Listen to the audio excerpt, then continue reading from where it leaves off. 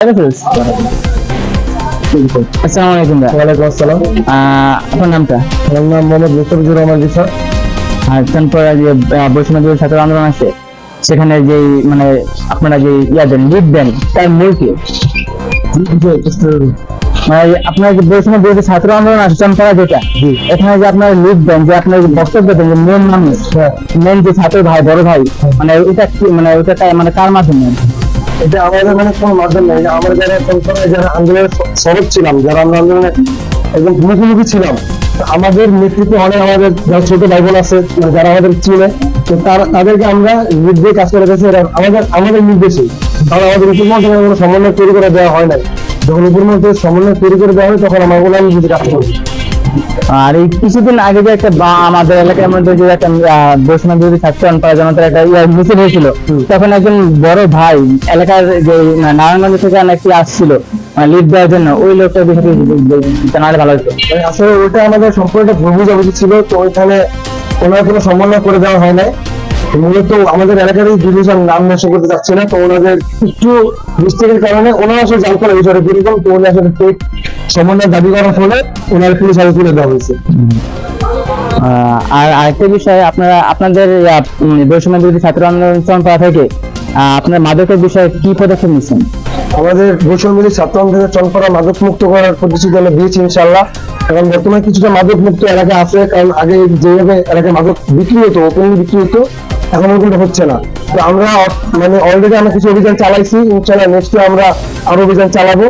গত পরশু দিনে আমাদের প্রায় অনেক মানে গাঁজা ওটা পুরা দেওয়া হয়েছে, ইয়াবা পুরা দেওয়া হয়েছে। ইনশাল্লাহ নেক্সটে আমরা আরো বড় বড় অভিযান চালাবো ইনশাল্লাহ মাদকের বিরুদ্ধে।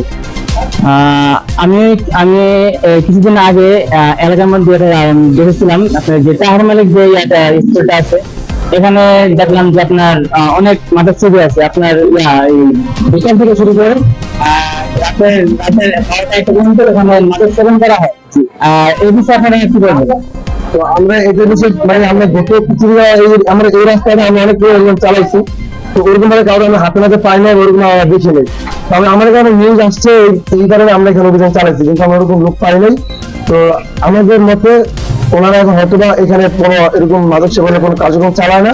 যদি এরকম কোনো মানুষ এখানে মাদক সেবনের কার্যক্রম চালায় না, আমাদের হাতে যদি পড়ে, তার বিরুদ্ধে আমরা আইনগত উপযুক্ত ব্যবস্থা নিব ইনশাল্লাহ। এবং আমি অনেক খবর পেয়েছি যে এখানে আপনার মনে করেন গোপনে এখনো মানে মাদক পাচার হচ্ছে। হ্যাঁ, এটা আসলে আগে যে হারে এলাকায় মাদক পাচার হতো, যে হারে মাদক বিক্রি হতো, ওইখান থেকে অনেক পরিমাণে কম আছে। তো যারা বিক্রি করতেছে তারা গোপনে বিক্রি করতে বা মধ্যরাতে বিক্রি করতেছে। তো আমাদের প্রত্যেক স্টুডেন্ট তো মধ্যরাতে এলাকা সড়ক হতে পারছে না, কিন্তু আমরা এরকম পদক্ষেপ নিব ইনশাল্লাহ। নিশ্চয়ই ছাত্র জনতা যারা আছে, চলপাড়া বিশ্ববিদ্যালয় ছাত্র আন্দোলনের যারা আছে, তারা রাত্রে ডিউটি করবে, এলাকায় ডিউটি করবে, এলাকায় মধ্যরাত্রে কোনো ধরনের কোনো মাদক পাচারকারী এলাকায় প্রবেশ করতে না পারে, মাদক সেবনকারী এলাকায় প্রবেশ করতে না পারে।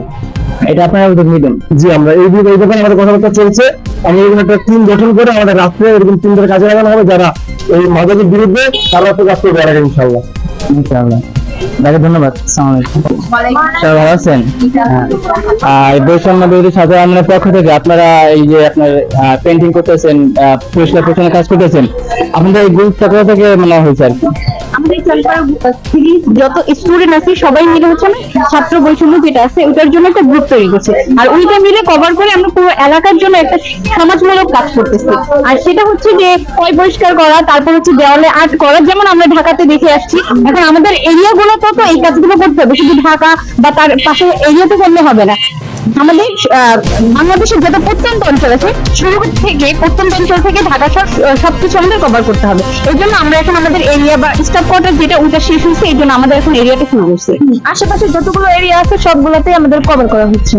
আর এটা আমাদের একটা ফান্ড থেকে টাকাগুলো দেওয়া হচ্ছে, যাতে আমরা লং সবকিছু আয়োজন করে আমরা নিজেদের মতো করে আর্ট করতে পারি।